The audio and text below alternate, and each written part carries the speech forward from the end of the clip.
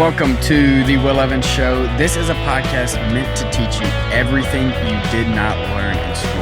And today we're going to be talking everything about generosity and answering your questions. Let's go.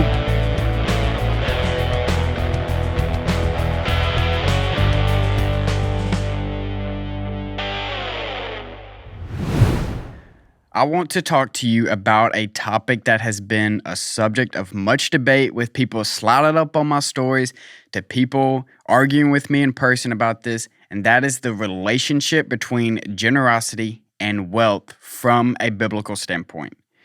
There has often been a misconception that wealth is inherently evil or that it corrupts those who possess it. But I firmly believe that the Bible provides us with insights that demonstrate the compatibility of generosity and wealth. The scriptures remind us time and time again about the importance of generosity. And so, if we look in Proverbs, it states, "A generous person will prosper. Whoever refreshes others will be refreshed." That's Proverbs 11:25. So this verse tells us that generosity is not only a selfless act, but also a pathway to personal prosperity. By freely giving and sharing our blessing with others, we open ourselves to receiving blessings in return. And so if you want God to use you and for you to be a blessing to others, you must have open hands at all times. And when you do this, money goes out in the form of giving, and money can go in. And when you have closed hands all the time, and you are selfish with your money and you are not generous, no money can go in and no money can go out. It's also important to understand that wealth in itself is not evil. Everyone always says that that money is evil and anyone that's rich, they're evil. But the Bible says that God has the power to bestow wealth upon his people. So in Deuteronomy, it says, "But remember the Lord your God, for it is he who gives you the ability to produce wealth." This verse highlights the idea that wealth is a divine provision, and it is the responsible stewardship of this wealth that actually matters. Stewardship is a foundational principle that goes hand in hand with generosity. The scriptures teach us that everything we possess, including our wealth, the skills, and talents and time that we have, is ultimately entrusted to us by God. We are not owners, but rather stewards of these resources, tasked with the responsibility of managing them wisely and faithfully. Jesus also taught the parable of the talents, illustrating the importance of using our gifts and resources for the kingdom of God. So just as a faithful steward diligently manages his master's property, we are called to be faithful stewards of the blessings bestowed upon us. This perspective should challenge all of us to approach our wealth with a sense of accountability and purpose, ensuring that we invest it wisely, generously, and also in alignment with God's principles. By recognizing ourselves as stewards, we then cultivate a mindset that encourages responsible management and faithful stewardship, and a commitment to using our resources to make a positive impact in the lives of people around us. And I know some of you may argue that the accumulation of wealth is incompatible with a life of generosity, but however, the Bible provides examples that go against this. It provides examples of individuals who possessed great wealth and yet were known for their generosity. So let's look at Abraham. He was blessed by God with abundant riches, and despite his wealth, Abraham was known for his hospitality and willingness to share his resources with others. He welcomed strangers into his home. He provided them with food and shelter and care. His generosity exemplifies the idea that wealth can be a means to bless others. And I don't want to sound like this is prosperity gospel, because this is as far from that as can be. And so the Bible, it's not all about the money that you have or the material possessions you have, but it's also about the time and the skills, talents, and passions that the Lord has given you. And you look at 2 Corinthians, it says in chapter 9, verse 11, it says, "We are reminded that you will be enriched in every way so that you can be generous on every occasion." So this talks about that generosity is not limited to just the money we have in the bank or the financial giving that we do, but it's also going to encompass a broader aspect of our lives. So this should encourage us to extend our kindness, empathy, and support to those in need. It's also important to note that the Bible also warns against the dangers of greed and the love of money. And I think everybody has heard this verse, and I think also a lot of people misinterpret it, or they just read it wrong, or I don't really know, but this is a verse that is used. People always come at me with this verse and say, well, it says that money is the root of all evil. Well, 1 Timothy 6:10 says, "For the love of money is a root of all kinds of evil." So it's not money is evil. It says the love of money. So this passage is when you love and obsess over money, it can lead to harmful consequences. However, wealth itself is not evil, but rather the attachment and making money a priority above all else. So yes, when you put money above your love for God and above your relationship with Him, yes, that is wrong and unbiblical, but not money itself. And here's one of the biggest things that makes me mad when people in the church world will use the Bible as an excuse for mismanaging their money and having a broke mindset.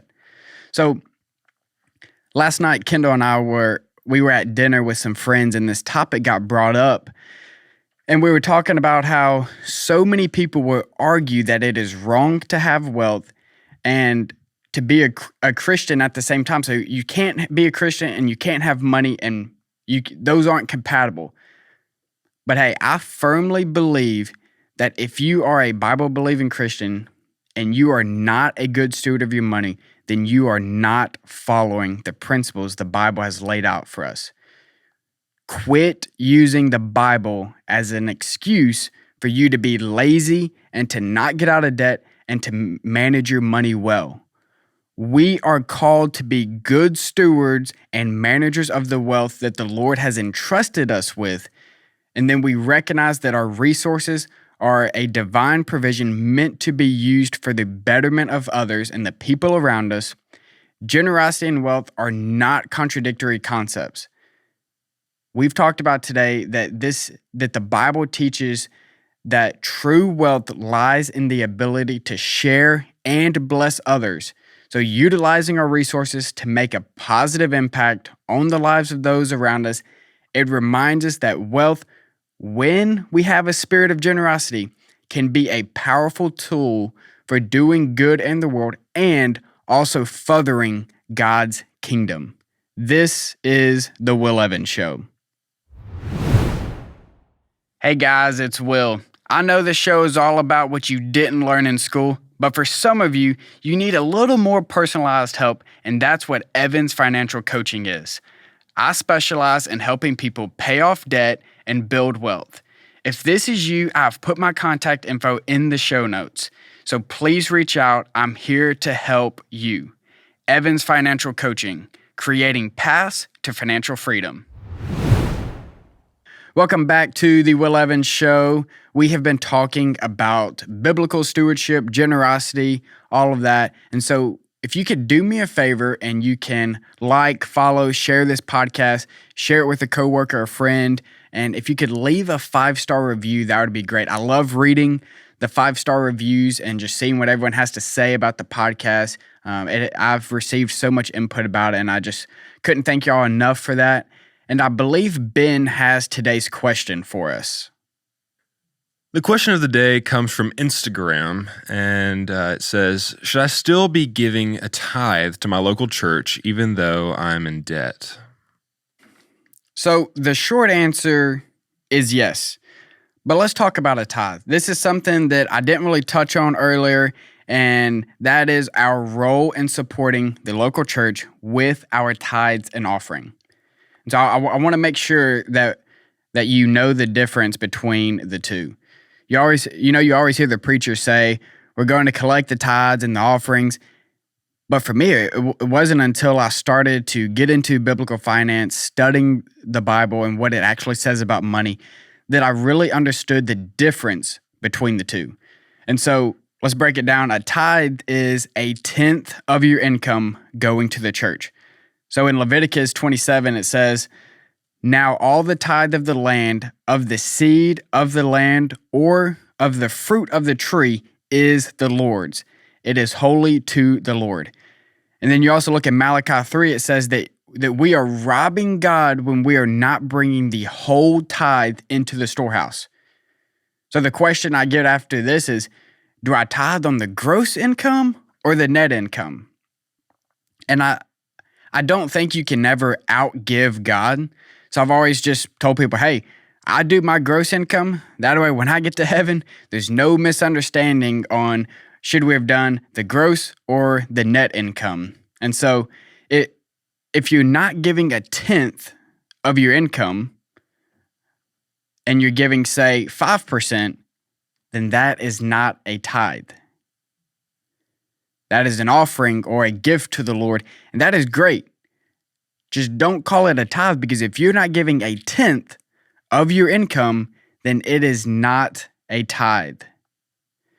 And when it comes to giving, it doesn't matter what baby step you are on. Giving should be at the top of your budget no matter what.